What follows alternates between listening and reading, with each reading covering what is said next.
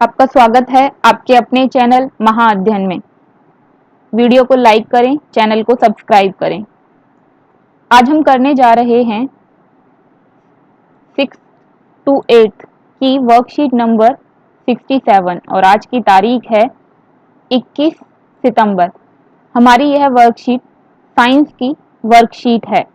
तो आगे बढ़ते हैं। हर रोज की तरह मैं पौधों को पानी दे रही थी कि अचानक बहुत सारी मधुमक्खियां उड़ने लगीं। ध्यान से देखने पर बड़े पौधों के बीच एक मधुमक्खी का छत्ता दिखाई दिया। उसे देखकर मैं बहुत खुश हुई क्योंकि अभी तक सिर्फ किताबों में ही देखा वो पढ़ा था। अब समझी कि किताबें पढ़ना कितना जरूरी है। अगर मैंने मधुमक्खी के छत्ते से दूर रहने के बारे में न पढ़ा होता तो जिज्ञासावश उसे छू लिया होता और मधुमक्खियां मुझे काट लेती। देखो यहाँ पर ये लाइन आई थी, बड़े पौधों के बीच एक मधुमक्खी का छत्ता दिखाई दिया। बड़े पौधे पर मधुमक्खी का छत्ता दिखाई दिया, यह एक इम्पॉर्टेंट लाइन है। वो इसलिए कि मधुमक्खी के छत्ते में वजन होता है और वह पौधों पर, जो छोटे पौधे होते हैं उन पर नहीं लग सकता, इसलिए वो बड़े पौधों पर या पेड़ों पर ही बनाया जा सकता है।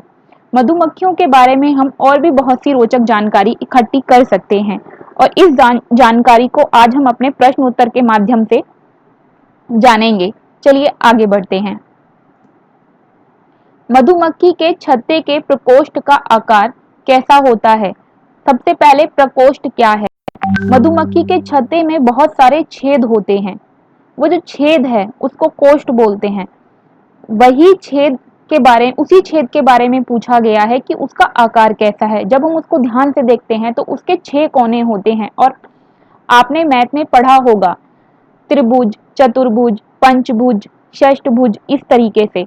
तो प्रकोष्ठ जो मधुमक्खी का है वह षटनुमाकार है, उसकी 6 भुजाएं हैं, षटभुजाकार। मधुमक्खी के छत्ते के प्रकोष्ठ का आकार षष्ठभुजाकार यानी 6 कोने वाला होता है। अब आगे बढ़ते हैं।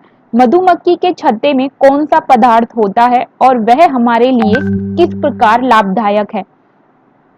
मधुमक्खी के छत्ते में जो प्रकोष्ठ बने होते हैं उनके अंदर वह पदार्थ इकट्ठा करती हैं। अब यहाँ हमसे ये पूछ रहे हैं उस पदार्थ का नाम क्या है और वह हमारे लिए लाभदायक क्यों है। उन प्रकोष्ठों में या उन छिद्रों में 2 पदार्थ हमें मुख्य रूप से मिलते हैं। एक शहद, मधुमक्खी शब्द में जो मधु शब्द है उसका अर्थ शहद होता है, तो शहद या मधु बोल सकते हैं। दूसरा पदार्थ जो हमें मिलता है वह है मोम। शहद हमारे शरीर के लिए कई तरीके से लाभदायक होता है, उसमें कई पोषक तत्व होते हैं। इसके अलावा वह पाचन तंत्र के लिए भी अच्छा होता है। और अगर हम मोम की बात करें तो मोम व्यवसाय की दृष्टि से बहुत लाभदायक है। आपने सुना होगा मोम से हम मोमबत्तियां भी बनाते हैं, मोम जिसे इंग्लिश में वैक्स भी कहते हैं। चलिए इसका आंसर है आपके लिए स्क्रीन पर यह। आगे बढ़ते हैं। क्या आपको ज्ञात है कि मधुमक्खियां पर्यावरण की रक्षा में क्या महत्वपूर्ण भूमिका निभाती हैं? जानकारी इकट्ठी कीजिए। अगर हम मधुमक्खियों की बात करें कि पर्यावरण की रक्षा में वह अपनी महत्वपूर्ण भूमिका निभाती हैं, तो महत्वपूर्ण शब्द से ही पता चल रहा है कि यह भूमिका बड़ी ही होगी। तो वह क्या है? मधुमक्खियां ऐसे कई सारे पेड़ पौधे हैं जिनके फूलों से रस लेती हैं और इसी प्रक्रिया के दौरान वह एक फूल से दूसरे फूल पर जाते हुए परागन की प्रक्रिया में महत्वपूर्ण भूमिका निभाती हैं और परागन के जरिए से फूलों में निषेचन होता है जिससे कि हमारी खेतीबाड़ी आगे बढ़ती है।